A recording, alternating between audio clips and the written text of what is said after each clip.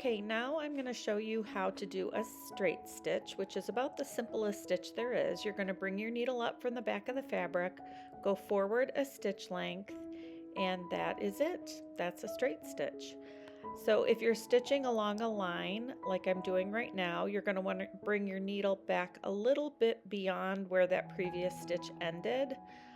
And take your stitch length forward. Otherwise, you'll pull that previous stitch out, which I'm actually going to do because I did it by accident as I was stitching this tutorial. So you'll get to see what I mean by that. Um, the stitch length for straight stitch is typically a little bit, maybe a little smaller than a pencil eraser head or the size of a pencil eraser head. But stitch length can really vary greatly depending on the design you're stitching, so there's no hard and fast rules. And you'll learn as you go that you become comfortable with kind of a certain stitch length.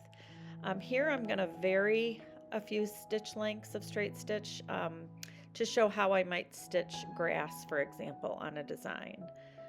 And then sometimes I'll use an elongated straight stitch for something like the stem of a flower. So again, it can vary tremendously.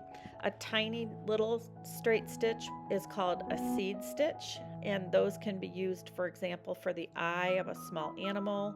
I sometimes stitch a couple on top of each other to make it pop. So that's straight stitch.